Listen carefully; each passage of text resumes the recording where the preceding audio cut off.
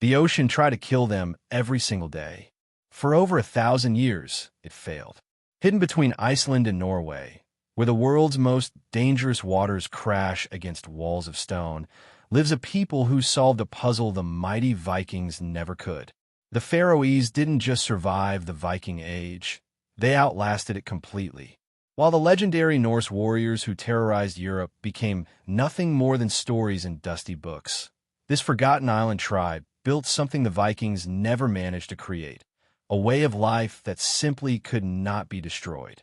But how does a tiny group of islanders outlive an entire civilization?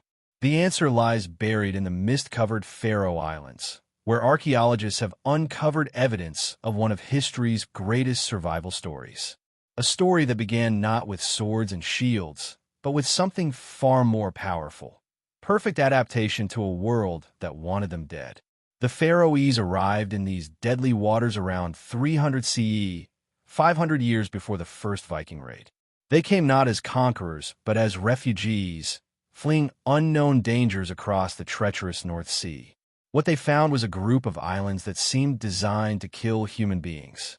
Winds that could knock a grown man off his feet. Waves taller than four-story buildings. Weather that changed from calm to catastrophic in minutes. No trees for shelter. No large animals for food. Just grass, rocks, seabirds, and the endless, hungry ocean. Most people would have died within weeks. The Faroese looked at this nightmare landscape and saw something different. Home. They understood what the Vikings, for all their famous seafaring skills, never truly grasped. The ocean wasn't their enemy to be fought. It was a force to be understood, respected, and carefully partnered with. While other cultures built walls to keep nature out, the Faroese built their entire civilization around working with the sea's deadly rhythms. At Toftanes, the site of their first permanent settlement, archaeologists have found tools that tell an incredible story. Fishing hooks carved from seabird bones. Weights made from carefully selected stones. Knives shaped from whale bones washed up on shore. These weren't the weapons of warriors. They were the tools of people who had learned to turn everything the harsh environment gave them into something useful for survival. The Faroese developed skills that seem almost supernatural to modern eyes. They could predict weather changes days in advance by watching the behavior of seabirds. They knew which direction the wind would shift by feeling tiny changes in air pressure against their skin. They could navigate in complete fog by listening to how waves sounded when they hit different types of coastline. Children learned to tie rope knots before they could properly walk, because in their world, a badly tied knot meant death. But their greatest innovation wasn't a tool or a technique. It was a completely different way of thinking about survival. While most cultures grew by expanding outward, taking more land and more resources, the Faroese grew inward. They became more skilled, more efficient, more perfectly adapted to their specific environment. They discovered that true strength didn't come from conquering new territory. It came from becoming impossible to defeat in the territory you already had. When the Vikings finally arrived in the 9th century, riding their famous longships and carrying their iron weapons, they expected to find easy prey. Island people were supposed to be helpless against Norse raiders. Villages were supposed to burn. Treasure was supposed to be loaded onto ships and carried away. Instead, they found something that confused and impressed them, a people who had already mastered the one challenge that defeated more Viking expeditions than any enemy army ever did: the North Atlantic Ocean itself. The first recorded encounter between Vikings and Faroese appears in the saga of the Faroe Islanders, written down centuries later but preserving much older oral traditions. The saga describes Viking explorers approaching the islands through heavy fog, expecting to find frightened farmers. Instead, they watched in amazement as Faroese boats appeared and disappeared in the mist like ghosts, their crews moving with such perfect knowledge of local currents and wind patterns that they seemed to control the sea itself. One Viking chieftain, according to the saga, declared that these island folk know secrets of the sea that even our best sailors cannot fathom. Another wrote that the Faroese move upon the waves as easily as we walk upon solid ground, and vanish into the mist when danger approaches like spirits of the deep. These weren't the words Vikings typically used to describe their victims. They were the words of warriors recognizing masters of a skill they couldn't match. The Vikings had built their reputation on being the best sailors in the world. They had crossed oceans, discovered new lands, and struck fear into coastal communities from Ireland to Constantinople. But in the Faroe Islands, they met people who had spent 5 centuries becoming something beyond skilled sailors. They had become one with their environment in a way that the conquest-focused Viking culture couldn't achieve. This was the beginning of a clash between two completely different philosophies of survival. The Vikings believed in taking what they needed by force, expanding their territory, and proving their strength through conquest. The Faroese believed in becoming so perfectly adapted to their home that no outside force could displace them. One culture sought to conquer the world. The other sought to become unconquerable in their chosen piece of it. As storm clouds gathered over the North Atlantic in the 9th century, nobody could have predicted which philosophy would prove stronger. The mighty Vikings with their expanding empire, or the mysterious islanders who had already learned the sea's deadliest secrets. The answer would reshape our understanding of what it really means to survive in a dangerous world. They turned the ocean into their greatest weapon, and the Vikings never saw it coming. The year was 874 CE, and the Viking Age was at its peak. Norse raiders had conquered kingdoms, founded cities, and made the very mention of their dragon-headed ships strike terror across Europe. But when they tried to bring their usual tactics to the Faroe Islands, they discovered something that would change everything. A people who had weaponized the sea itself. The evidence tells a story that no saga writer could have imagined. At sites across the Faroe Islands, archaeologists find Viking swords buried alongside Faroese fishing spears. Norse jewelry mixed with local whalebone carvings. The physical proof reveals a truth that shocked the academic world. The Vikings didn't conquer the Faroese. They joined them. Imagine the culture shock. These were men who had pillaged monasteries, defeated armies, and brought kings to their knees. Yet here they were, learning to tie fishing knots from island children and begging for lessons in reading weather patterns from people they had originally planned to raid. The proud Norse warriors found themselves sitting in Faroese homes during winter storms, listening to stories about sea currents and wind directions that could mean the difference between life and death. The transformation wasn't immediate or easy. The Laxdæla saga tells us about Olaf the Peacock, a Viking chief who tried to establish dominance over a Faroese settlement in 891 CE. He arrived with 30 warriors and enough weapons to outfit a small army. 3 months later, half his men had drowned in fishing accidents, and Olaf himself was working alongside Faroese fishermen just to survive. The saga records his bitter words. These islands teach humility to any man fool enough to think himself their master. What the Vikings discovered was that in the Faroe Islands, their greatest assets became liabilities. Their heavy ships, perfect for coastal raids, couldn't handle the sudden storms that Faroese boats rode like dolphins. Their iron weapons meant nothing when the real enemy was a wall of water 20 feet high. Their warrior training, focused on fighting human opponents, left them helpless against an environment that demanded cooperation rather than domination. The Faroese had something the Vikings had never encountered before, a complete understanding of sustainable survival. While Viking culture celebrated the warrior who died gloriously in battle, Faroese culture honored the fisherman who brought his crew home safely through the storm. While Vikings measured success by how much wealth they could seize, the Faroese measured success by how long their community could thrive without depleting their resources. This difference became clear in their approach to the pilot whale hunts that sustained both communities. The Vikings, following their usual pattern, initially tried to kill as many whales as possible to maximize their immediate gain. The Faroese stopped them with a system of laws so carefully crafted that it still governs whale hunting today, over 1,000 years later. Every whale taken had to be shared according to ancient formulas that ensured no family went hungry, but no pod was hunted to extinction. The Grindadrap, as the whale hunt was called, became a symbol of everything that separated these two cultures. Vikings saw it as another chance to prove their strength and take what they wanted. The Faroese saw it as a sacred responsibility to their community and to the sea itself. The hunt required precise coordination, perfect timing, and absolute trust between hunters. It couldn't be won by individual heroics or superior weapons. It demanded the kind of collective wisdom that Viking society, with its focus on personal glory, had never developed. As years passed, something extraordinary happened. The Vikings who stayed in the Faroe Islands began to change. They learned the Faroese language, adopted Faroese fishing techniques, and married into Faroese families. More importantly, they began to think like Faroese. They stopped measuring their worth by how many enemies they had killed and started measuring it by how well they could provide for their families in harmony with their environment. The change went both ways. The Faroese adopted some Viking innovations, better metalworking techniques, improved boat-building methods, and connections to the wider world of trade.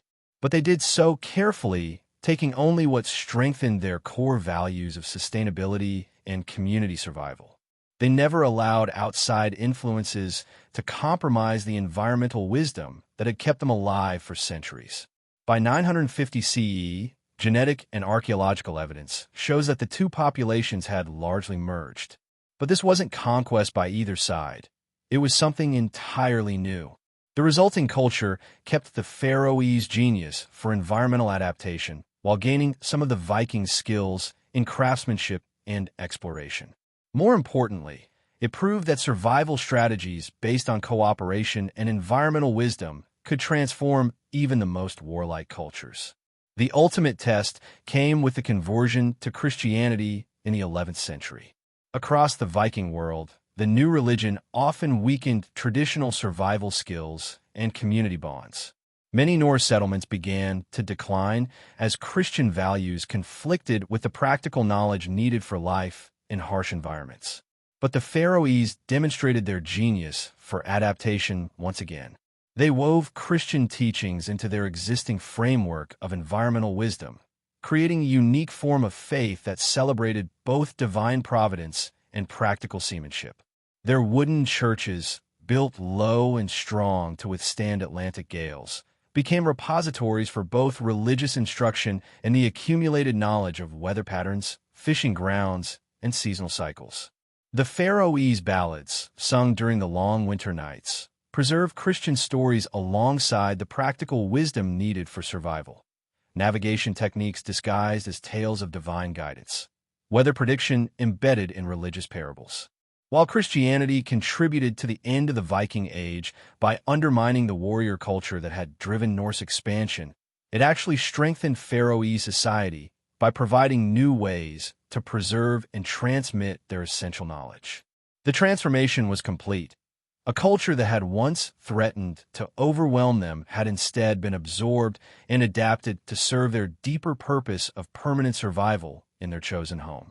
As the last Viking longships disappeared from the North Atlantic and the age of Norse expansion came to an end, the Faroese remained exactly where they had always been, on their 18 islands, speaking their ancient language, following traditions older than written history. They had done something that no military force had ever accomplished. They had defeated the Vikings not through violence, but through the patient demonstration of a better way to live. While Viking kingdoms crumbled across Europe, one group of islands became more powerful than ever, and nobody noticed. The year was 1035 CE, and the Viking Age was dying. The Great Nut the Great had just passed away, his North Sea empire already fracturing. Viking settlements from Greenland to Kiev were struggling or abandoned entirely. Across Scandinavia, the old warrior culture was giving way to Christian kingdoms more focused on farming than raiding. The age of the longship was ending, and with it, the power that had made the Norse name feared across the known world. But in the Faroe Islands, something remarkable was happening. As the rest of the Norse world weakened, the Faroese were quietly becoming masters of the North Atlantic in ways the Vikings had never imagined possible. They had taken the best of what Viking culture offered: shipbuilding techniques, metalworking skills, and connections to distant lands, and woven them into their existing framework of environmental wisdom. The result was a maritime civilization more sophisticated and durable than anything the pure Viking culture had ever produced. The secret lay in what historians now call adaptive resilience, the ability to absorb outside influences while maintaining core survival strategies. While other Norse communities had built their entire identity around raiding and expansion, the Faroese had always understood that their real challenge wasn't conquering other peoples, but mastering their own environment. When the opportunities for Viking-style expansion disappeared, most Norse communities found themselves without purpose. The Faroese simply continued doing what they had always done best, surviving and thriving in the world's most dangerous waters. Archaeological evidence from this period reveals a culture reaching new heights of sophistication.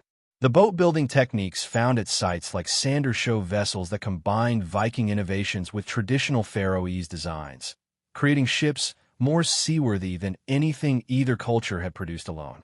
These weren't the massive longships built for carrying armies, but smaller, incredibly tough boats designed for year-round fishing in conditions that would destroy larger vessels. The Faroese had solved a problem that plagued every other maritime culture of the era: how to maintain a seafaring way of life when the political and economic systems that supported it collapsed. While Viking shipbuilders depended on wealthy jarls and kings to commission their vessels, Faroese boat builders worked within a community system where every family contributed labor and materials.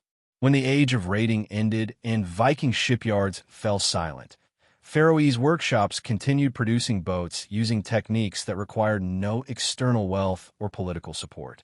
Their fishing methods during this period were equally revolutionary. The Faroese had developed deep-water fishing techniques that allowed them to harvest the rich fishing grounds far from their shores, something most coastal peoples of the era couldn't attempt. They could predict seasonal fish migrations with accuracy that seems almost magical to modern observers, timing their expeditions to intercept schools of cod and herring at precisely the right moments and locations. But perhaps their greatest innovation was social rather than technical. The Lagting, their ancient parliament, had evolved into something unprecedented in European history, a governing system specifically designed to manage environmental resources sustainably across generations.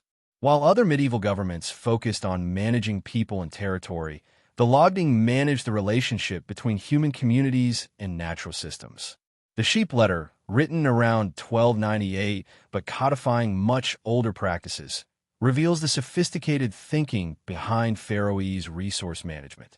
Every aspect of island life was regulated not by royal decree or religious law, but by careful observation of environmental carrying capacity.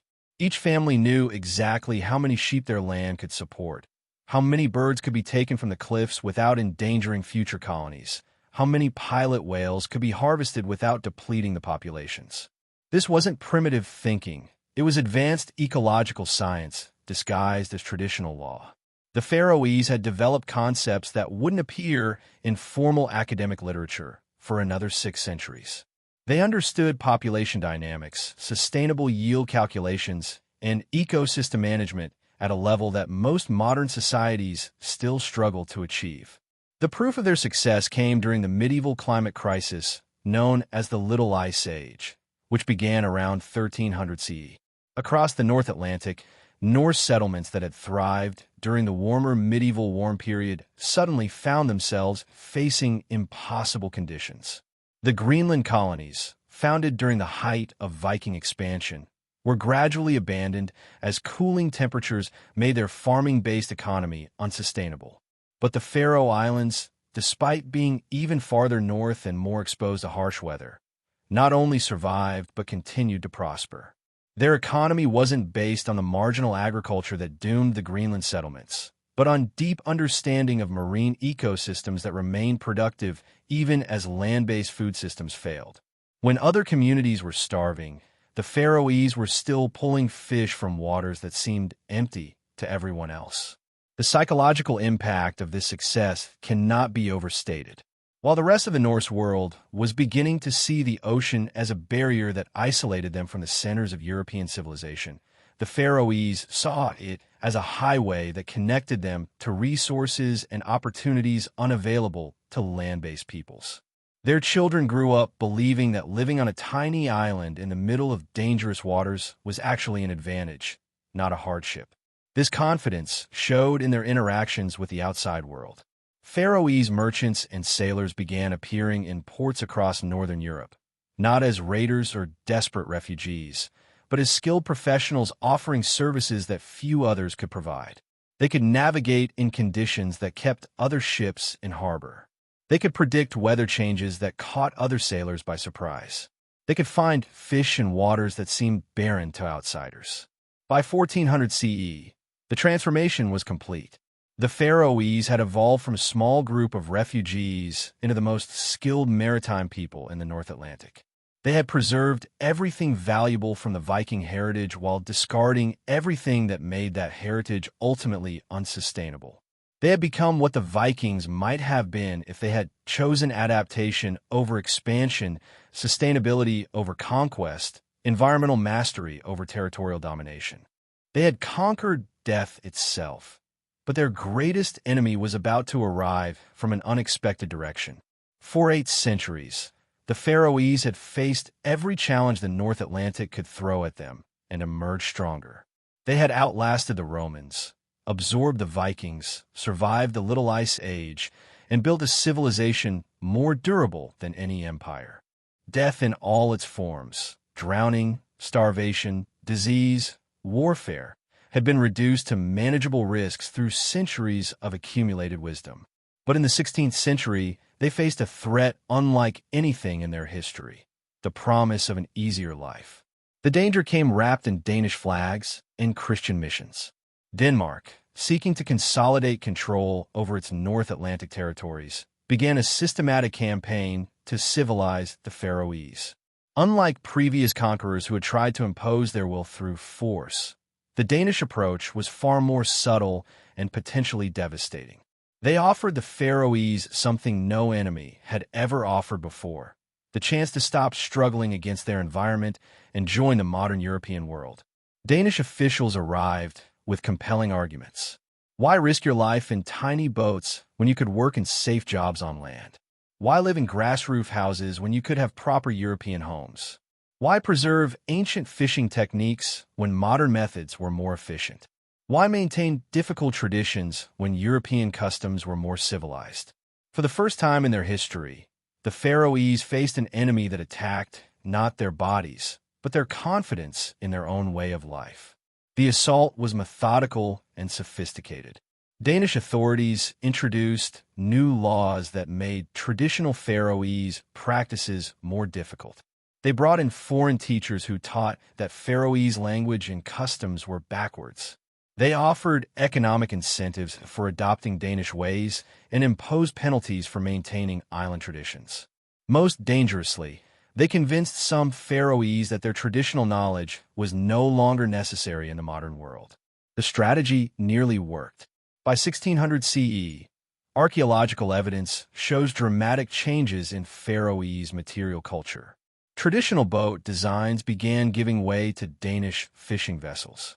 Ancient house construction techniques were abandoned for European architectural styles. Even the Faroese language started incorporating Danish words for concepts that had been perfectly well expressed in the original tongue for over a millennium. But the Faroese possessed something that had been strengthened by 8 centuries of environmental challenges, an almost instinctive understanding of what happened when you abandoned proven survival strategies for untested alternatives. They had seen it before, in small ways, when individual families had tried to shortcut traditional methods and ended up paying devastating prices. Now, they were seeing it on a larger scale, as communities that fully embraced Danish ways found themselves less capable of dealing with the ocean's demands. The turning point came during the Great Storm of 1625, a weather event so severe that it passed into Faroese legend as the night the sea stood up. Danish-style fishing boats, heavier and less flexible than traditional Faroese vessels, were destroyed in large numbers. European-style houses, not built to withstand North Atlantic winds, suffered catastrophic damage. Most tellingly, Faroese fishermen who had abandoned traditional weather prediction methods for European alternatives were caught unprepared by the storm's unprecedented ferocity. In contrast, families that had maintained traditional practices survived with minimal losses. Their boats rode out the storm, using techniques perfected over centuries. Their houses, built low and strong according to ancient methods, emerged undamaged. Most importantly, their ability to read environmental signs had given them warning of the approaching disaster, allowing them to prepare while others were caught by surprise. The psychological impact was profound. The storm served as a harsh reminder that their environment hadn't become less dangerous just because the outside world offered easier alternatives. The ocean was still the ocean, the weather was still the weather, and survival still required the same fundamental skills and knowledge that had kept their ancestors alive for 8 centuries.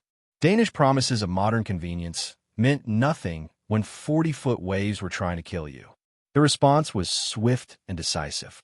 Led by traditional families who had never fully accepted Danish influence, the Faroese began a conscious campaign to preserve and revitalize their cultural knowledge. They documented traditional techniques that had only existed in oral tradition. They re-established training programs for young people that had been disrupted by Danish schooling. They created new institutions to ensure that environmental knowledge would be passed down even if the social structures that had traditionally transmitted it were weakened. This wasn't blind conservatism or rejection of all outside influence. The Faroese continued to adopt useful innovations from the outside world, including improved metalworking techniques, better medical knowledge, and more efficient food preservation methods. But they did so selectively, accepting only changes that strengthened their core mission of sustainable survival in their specific environment. The Danish authorities, faced with a population that refused to abandon practices they considered primitive, gradually shifted their strategy. Rather than trying to eliminate Faroese culture entirely, they began allowing it to exist alongside Danish institutions. This compromise created a unique situation. The Faroese became officially part of the Danish kingdom while maintaining practical independence in all matters related to their survival. By 1700 CE, the Faroese had achieved something unprecedented in European history. They had successfully resisted cultural assimilation not through violence or political rebellion, but through the simple demonstration that their traditional ways worked better in their environment than any alternative. They had proven that indigenous knowledge systems could coexist with modern political structures without losing their essential character. The victory was complete but subtle. Visitors to the Faroe Islands often reported being surprised by communities that seemed simultaneously medieval and sophisticated, traditional and innovative.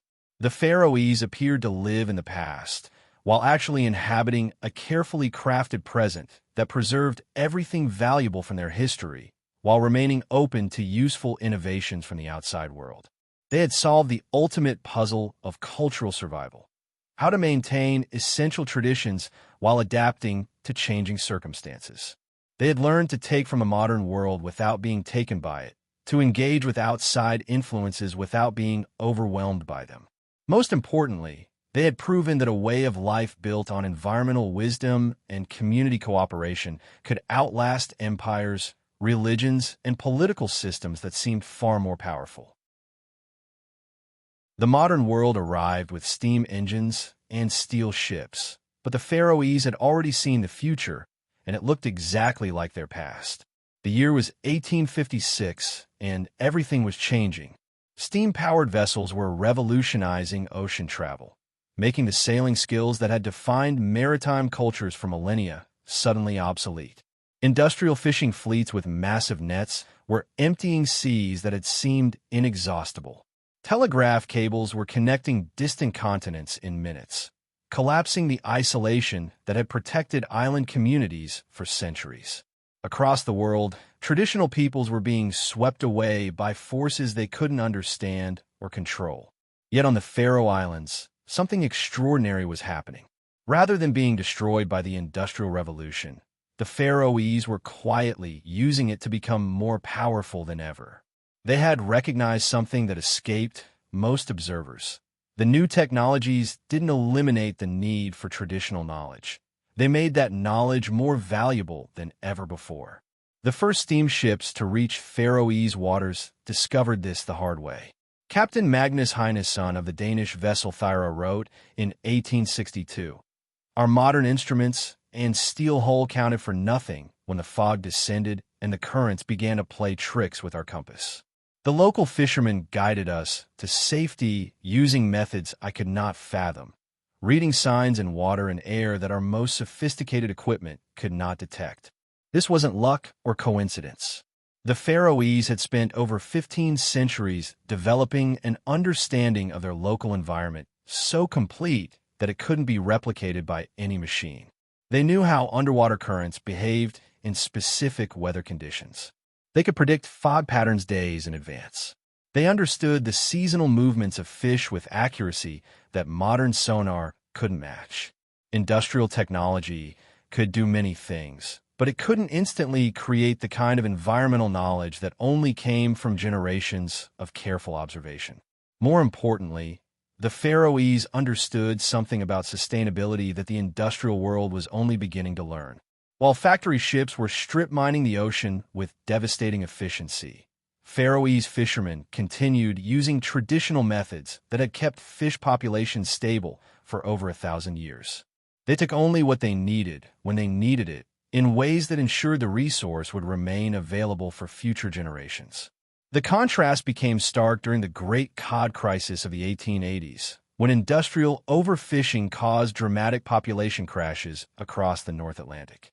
British and Norwegian fishing fleets, equipped with the latest technology and backed by significant capital investment, suddenly found themselves unable to locate the massive schools of cod that had driven their industry. Many companies went bankrupt. Entire fishing communities were abandoned. But Faroese fishermen, working from traditional boats using ancient techniques, continued bringing home steady catches.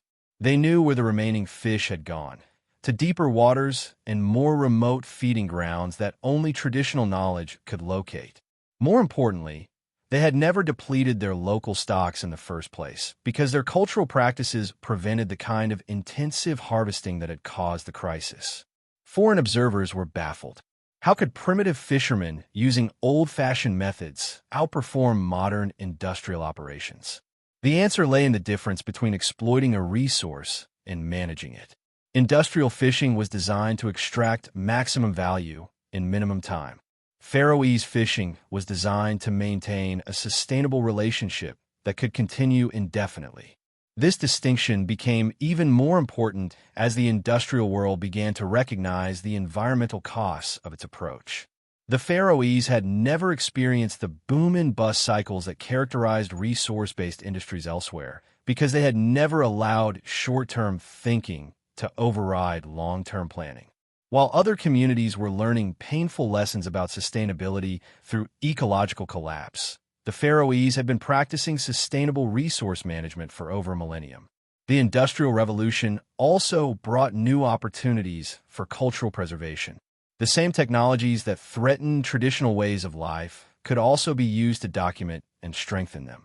Faroese scholars began using photography to record traditional building techniques. They used printing presses to preserve oral traditions that had existed only in memory. They used modern transportation to connect isolated communities and share knowledge that might otherwise have been lost. Most significantly, they began to attract outside attention from people who were beginning to question whether industrial progress was always better than traditional wisdom. Scholars, scientists, and artists started visiting the Faroe Islands to study a culture that seemed to have solved problems the modern world was just beginning to recognize. The botanist Japetus Steenstrup wrote in 1897, "These islands preserve knowledge that our universities have forgotten, how to live in harmony with natural systems rather than in opposition to them.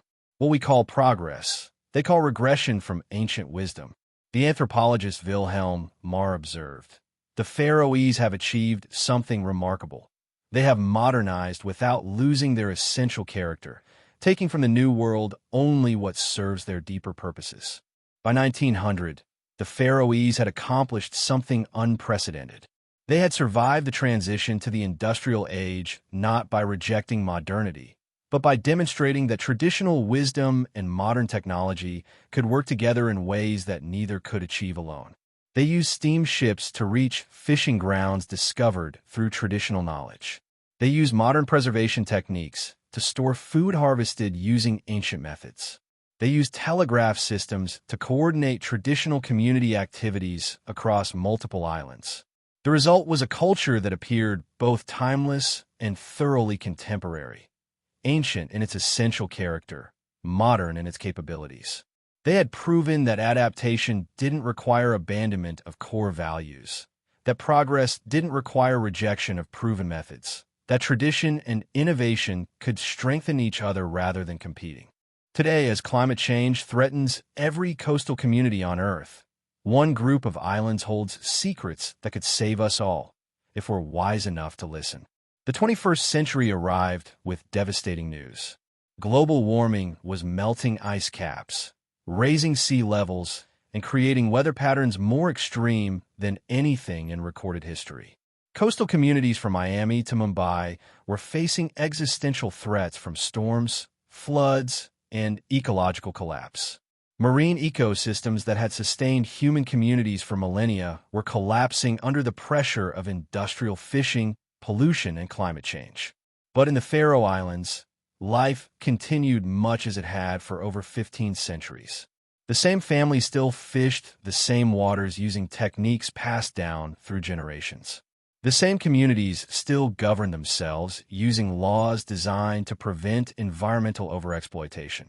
The same cultural practices still ensured that knowledge essential for survival was preserved and transmitted to each new generation. This wasn't mere coincidence or geographical luck. The Faroese had spent 16 centuries preparing for exactly the kind of environmental challenges that were now threatening the rest of the world. They had developed not just specific techniques for dealing with harsh conditions, but an entire worldview based on the assumption that environmental challenges were permanent features of human existence rather than temporary problems to be solved. Climate scientists studying the Faroe Islands made a startling discovery. Despite being located in one of the regions most affected by North Atlantic warming, Faroese communities showed remarkable resilience to environmental changes that were devastating other coastal populations. Their fishing yields remained stable even as fish populations shifted in response to changing ocean temperatures. Their communities continued to thrive even as sea levels rose and storm patterns intensified. The secret lay in adaptive capacity built up over centuries of dealing with variability and uncertainty. While most modern communities were designed around assumptions of environmental stability, Faroese communities had always assumed that conditions would change unpredictably and often dangerously. Their entire cultural system was built around maintaining flexibility and resilience rather than optimizing for current conditions. Dr. Sarah McKenzie, a marine biologist studying Faroese fishing practices, wrote in 2019, "What we're seeing here is a masterclass in sustainable resource management. While industrial fishing operations struggle to adapt to changing fish distributions and population dynamics, Faroese fishermen seamlessly adjust their methods based on environmental cues that took centuries to learn to read." The Faroese approach to climate adaptation offered lessons that went far beyond fishing techniques. Their housing, built low and strong to withstand extreme weather, required no expensive retrofitting to handle increased storm intensity. Their food systems, designed around preservation and storage of seasonal abundance, remained functional even when supply chains were disrupted. Their social institutions, built around collective decision-making about resource use, could respond quickly to environmental changes without waiting for bureaucratic approval. Most importantly, their cultural approach to uncertainty provided a psychological framework that other communities desperately needed. While climate change created anxiety and paralysis in populations accustomed to environmental predictability, the Faroese simply viewed it as another variation in conditions they had always known to be changeable and challenging. Young Faroese people, rather than fleeing their traditional homeland for presumably easier lives elsewhere, increasingly chose to stay and continue traditional practices. They recognized that their inherited knowledge was becoming more valuable, not less, as environmental challenges intensified around the world. Universities began offering research positions to study traditional Faroese environmental knowledge. Technology companies started developing apps to preserve and share traditional weather prediction methods. Documentary filmmakers and journalists arrived to record a way of life that suddenly seemed not primitive but prophetic.